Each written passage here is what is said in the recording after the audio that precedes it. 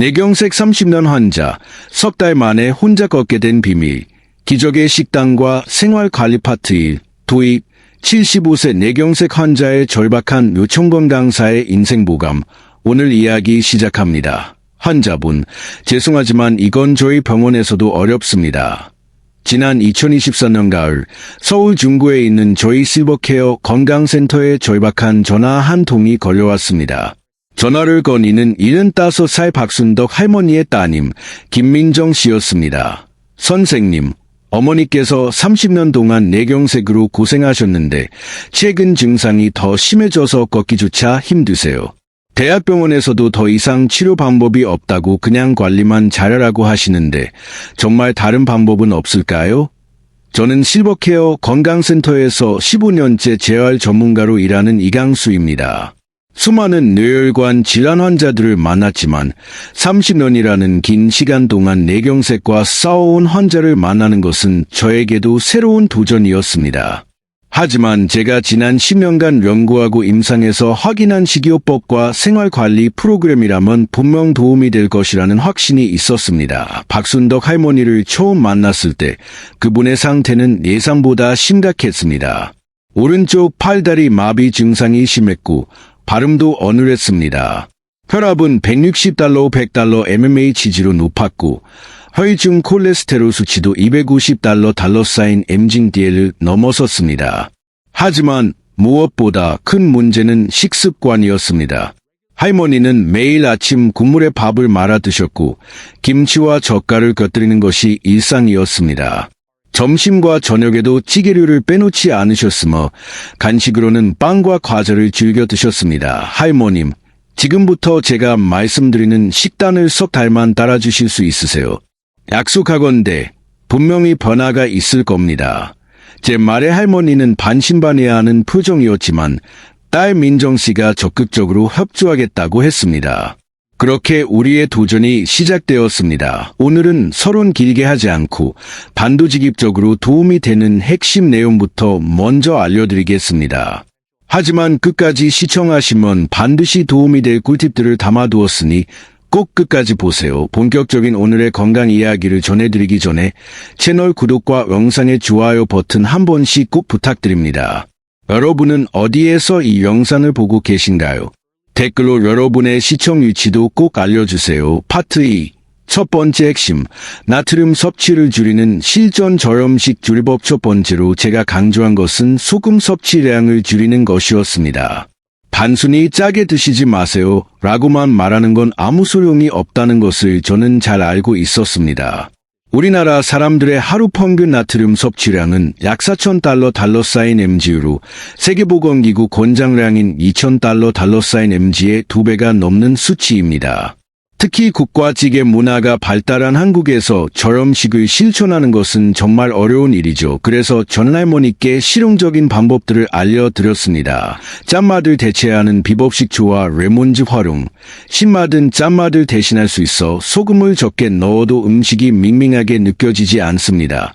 천연 향신료 사용, 앙파즙이나 으깬 마늘을 넣으면 풍미가 살아나 조미료 없이도 맛있게 드실 수 있습니다. 고소함 더하기, 참깨나 들깨를 볶아 가루로 만들어 음식에 뿌리면 고소한 맛이 더해져 싱거운 느낌이 줄어듭니다. 김치 대신 생채소, 김치 대신 겉절이나 신선한 생채소를 권했습니다. 김치는 아무리 적게 먹어도 한 접시에 약 1,000달러 달러사인 mg의 나트륨이 들어있기 때문입니다. 대신 상추, 깻잎, 오이, 당근 같은 신선한 채소를 올리브 오일과 발사믹 식초로 간단하게 무쳐 드시도록 했습니다. 처음에는 할머니께서 투덜거리셨지만 일주일 정도 지나자 생각보다 나쁘지 않네라며 웃으셨습니다. 국물 요리 개성국이나 찌개를 끓일 때는 소금 대신 다시마와 멸치로 우려낸 육수를 베이스로 사용했습니다. 여기에 된장이나 간장을 넣더라도 절반만 넣고 부족한 감칠맛은 표고버섯이나 앙숭이버섯을 넣어 채웠습니다. 특히 할머니께서 좋아하시던 된장찌개는 저염된장을 사용하고 감자와 호박을 듬뿍 넣어 자연스러운 단맛이 나도록 조리했습니다. 민정씨는 매일 어머니를 위해 정성껏 식사를 준비했습니다. 제가 일주일치 레시피를 작성해드리고 조리법을 직접 시범으로 보여드렸습니다. 아침에는 통곡물 밥에 나물 반찬과 된장국, 점심에는 생선구이와 채소 샐러드, 저녁에는 닭가슴살 샐러드나 두부 스테이크 같은 단백질 위주의 식단을 구성했습니다. 파트 3. 두 번째 핵심. 등 푸른 생선이 혈관을 뚫는 과학적 원리. 두 번째로 중요하게 관리한 부분은 기름진 음식과 가공식품을 멀리하는 것이었습니다. 박순덕 할머니는 그동안 삼겹살, 갈비, 치킨 같은 고지방 음식을 자주 드셨습니다. 이런 음식들에는 포화 지방이 많아 혈관 벽에 콜레스테롤이 쌓이게 만듭니다. 혈관이 좁아지면 혈액순환이 원활하지 않아 뇌로 가는 피의 흐름이 막히게 되고 이는 곧 뇌경색으로 이어질 수 있습니다. 지방 섭취 방식의 변화고기를 드실 때도 방법을 바꾸었습니다. 돼지고기는 삼겹살 대신 안심이나 등심의 살코기 부분만 드시도록 했고 닭고기는 껍질을 제거한 가슴살 위주로 드시게 했습니다. 소고기도 갈비나 등심보다는 우둔살이나 홍두깨살처럼 지방이 적은 부위를 선택했습니다. 조리법 또한 중요했습니다. 기름에 튀기거나 볶는 대신 찌거나 삶거나 구워서 드시도록 했습니다.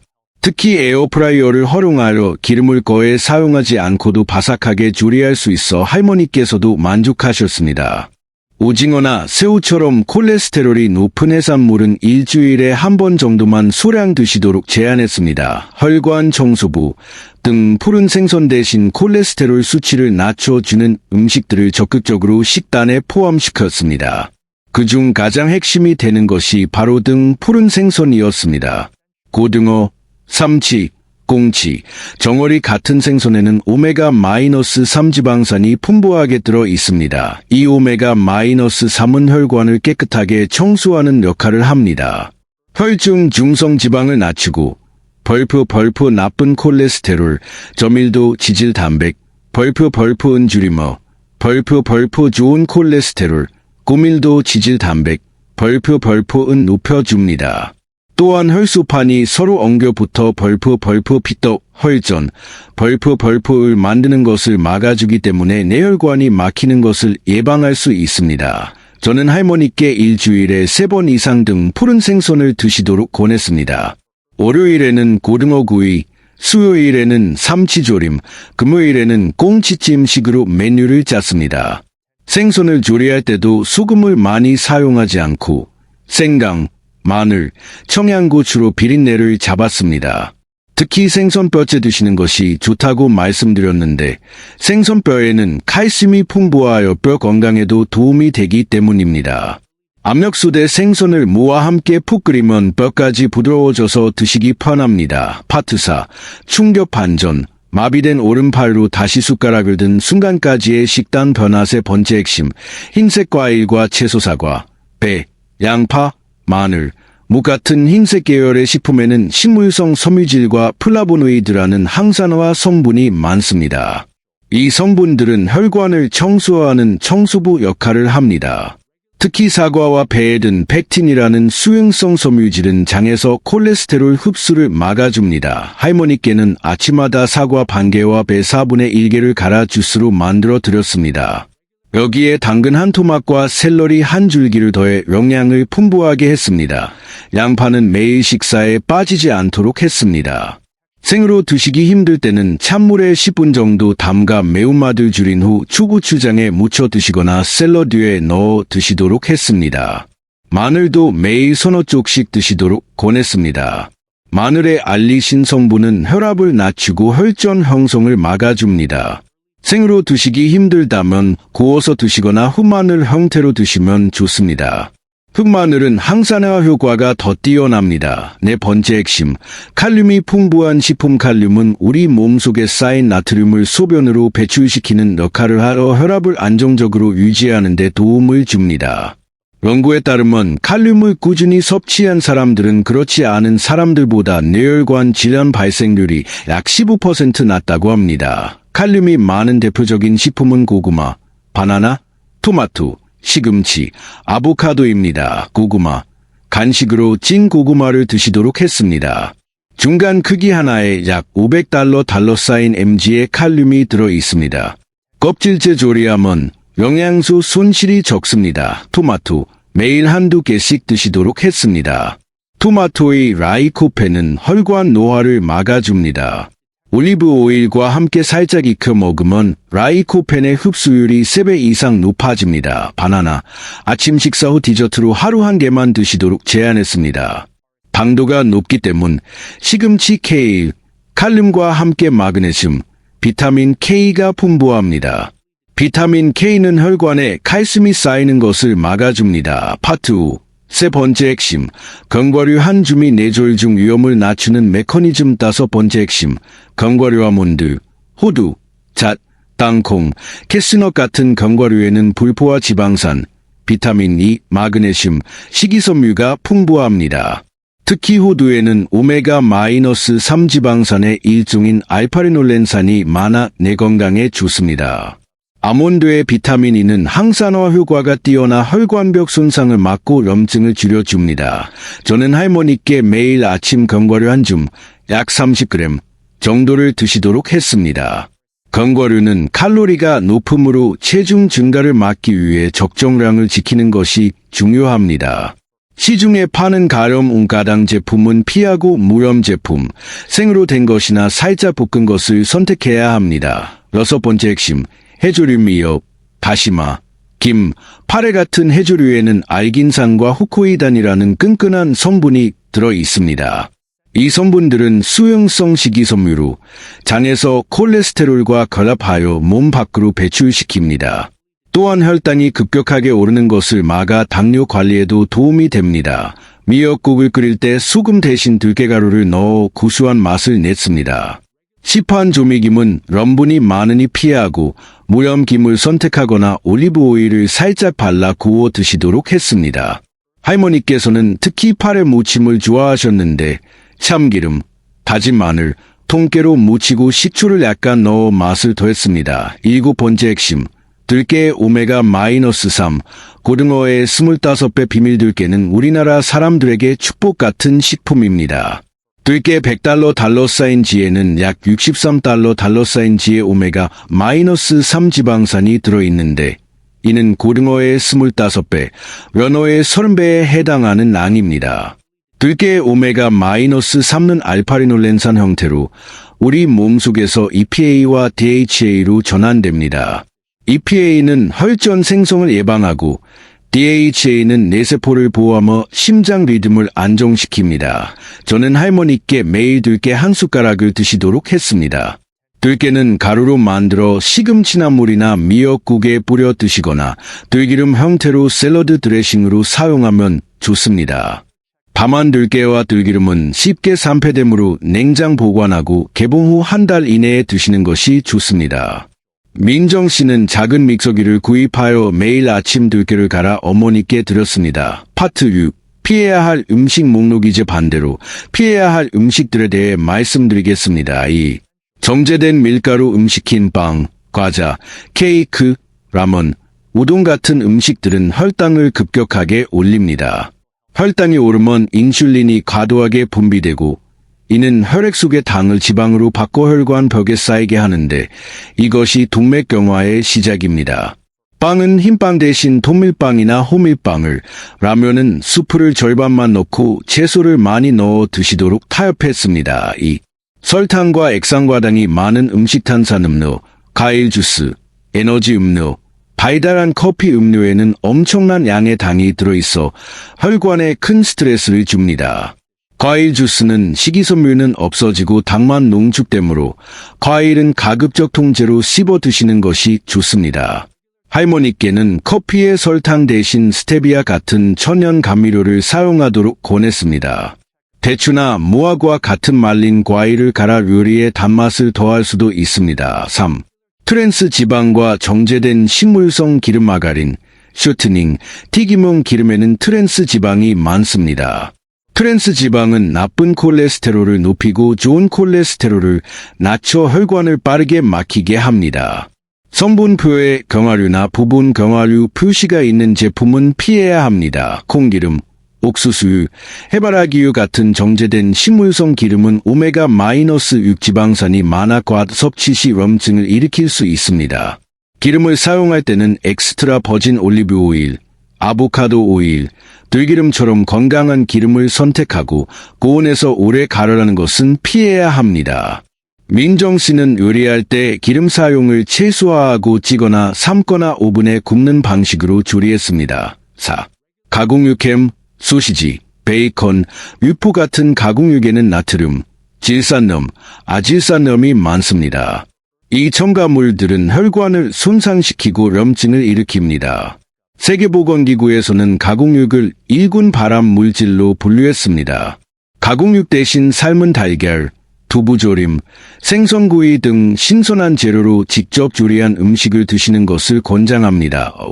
인스턴트 식품과 배달 음식 편의점 도시락, 컵라면, 냉동 피자, 배달 음식 등은 나트륨, 지방, 당, 화학 첨가물이 많아 한 끼만 먹어도 하루 권장량을 훌쩍 넘는 경우가 많습니다. 완전히 피하기 어렵다면 횟수를 줄이고 먹더라도 양을 조절하며 채소를 많이 곁들여 드시는 노력이 필요합니다. 파트 7. 박순덕 할머니의 기적. 석 달간의 놀라운 변화. 박순덕 할머니는 제가 알려드린 식단을 석 달간 꾸준히 따르셨습니다. 처음 한 달은 적응하느라 힘들어하셨지만 민정 씨가 매일 정성껏 식사를 준비하며 도왔습니다. 한 달째 할머니께서 요즘 몸이 좀 가벼운 것 같아 라고 말씀하셨습니다. 혈압을 재보니 140/90mm로 떨어져 있었습니다. 매일 아침 호소하시던 두통과 어지럼증도 많이 줄었습니다. 식이섬유 섭취 증가 덕분에 심했던 변비도 해소되었습니다. 2달째 더 놀라운 변화가 있었습니다. 그동안 거에 쓰지 못하셨던 오른쪽 팔로 숟가락을 들 수 있게 되신 겁니다. 완전히 회복되지는 않았지만 스스로 밥을 떠서 드실 수 있다는 사실만으로도 할머니와 가족들에게는 큰 희망이었습니다. 걷는 것도 한결 나아져 지팡이를 짚고 혼자 화장실을 다녀오실 수 있게 되었습니다. 석 달째 우리는 함께 병원에 가서 정밀 검사를 받았습니다. 결과는 놀라웠습니다. 혈중 총 콜레스테롤 수치가 250달러 쌓인 MGDL에서 180달러 쌓인 MGDL로 나쁜 콜레스테롤은 160달러에서 벌프 110달러 쌓인 벌프로 감소했습니다. 중성지방도 200달러에서 벌프 130달러 쌓인 벌프로 낮아졌습니다.